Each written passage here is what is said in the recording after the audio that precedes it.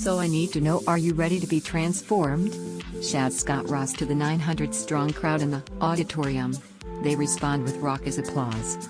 To them, Ross is a legend.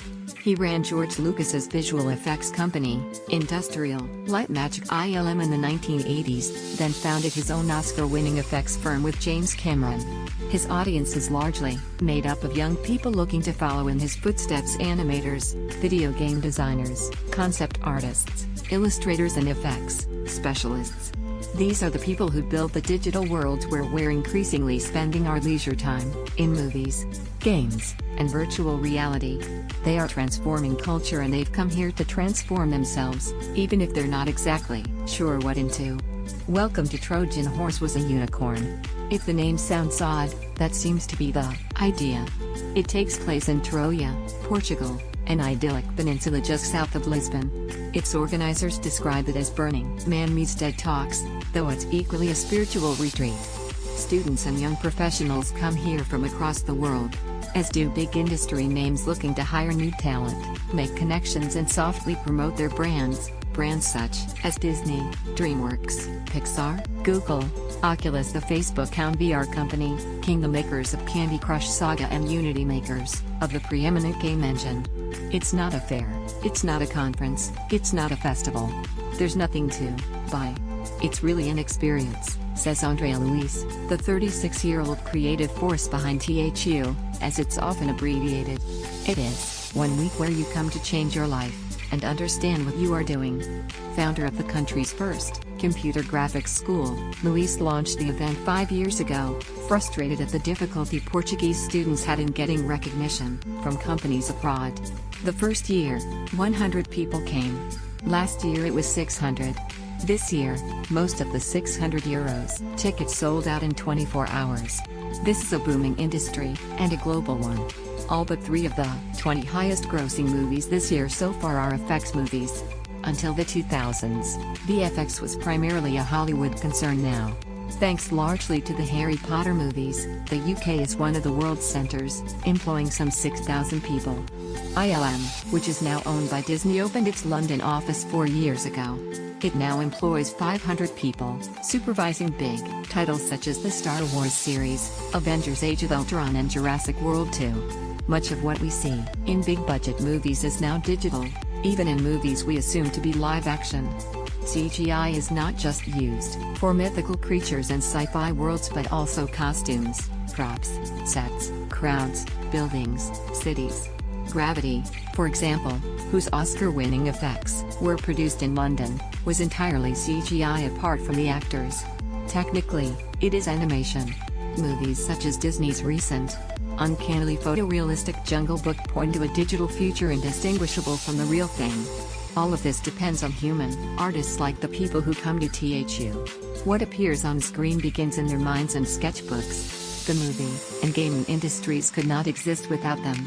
As well as giving this dispersed community a place to commune, THU is giving them an identity, a mythology even. They call themselves the Tribe, and their logo is an ancient Greek shield.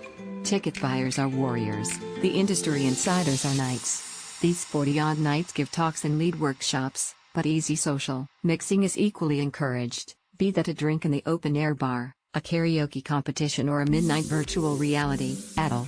They also manage expectations, in an industry where hopeful, creative individuals could find themselves animating a troll's eyebrow for several months. This year's knights include Paul Briggs, who oversaw animation on Disney's Frozen, anime director Shinji Aramaki, and British concept artist Rob Bliss, who started as an illustrator on Comic Book 2080 and went on to design iconic characters such as Heath Ledger's Joker in The Dark Knight, and Dobby from the Harry Potter movies. Digital art is still frowned upon by fine artists, with its emphasis on sci-fi, fantasy, cartoons and comic books. This is not art with a capital A. These artists, mostly male, it has to be said, skew more towards dedicated misfits than louche bohemians. But as fine art becomes more hands-off and conceptual, digital artists are ironically sustaining the classical disciplines of drawing, painting and sculpture. It is a common sight at THU to see people scribbling in sketchbooks, though they're often equally versed in 3D computer modeling or sculpting in VR. They prize technical skill and individuality, but their work is often a means to an end and a form of communication. The future is imagery, says Ross. Language no longer works in a global society. The Chinese guy doesn't understand me, I don't understand the guy in Japan, but if we start showing images, that becomes the global language. And in the world of digital art, you're able to move and manipulate art globally. The future, we believe, is about the digital artist. In contrast to the dystopian futures its tribe members often consume and create, THU aims to put this community on a gently utopian path. Some have already been transformed. Spanish animation colleagues Jamie Maestro and Nadia Ruiz came to THU 3 years ago, got inspired, fell in love with each other, quit their jobs and founded a new company based along similar principles of ethical capitalism and respect for artists. Based in Valencia, they have a team of 40 artists. Their company is called La Tribu, Spanish for the tribe. What we wanted in the studio was to keep the same feeling we had here, says Maestro. 5 groundbreaking moments in special effects. Westworld 1973, the first use of computer-generated imagery CGI in a major movie. 2. Render the viewpoint of Yul Brynner's android. The team scanned and treated 2 minutes of footage, resulting in a low-resolution, pixelation effect that looks quaint today, but took months to perfect.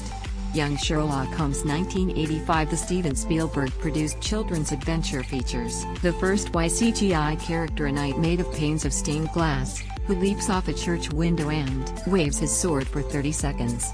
The scene was created by future Pixar founder John Lasseter. Toy Story 1995, the first entirely computer-animated feature, which paved the way with its marriage of technological and storytelling sophistication. Possibly the first time CGI characters generated as much empathy as live-action ones. The Lord of the Rings: The Fellowship of the Ring 2001, a watershed in motion capture, using the movements of a human actor Andy Serkis to give a CGI character Gollum uncanny expressivity. The technique now powers entire movies, such as this year's War for the Planet of the Apes. The Jungle Book 2016, proof of how far CGI has come since Toy Story.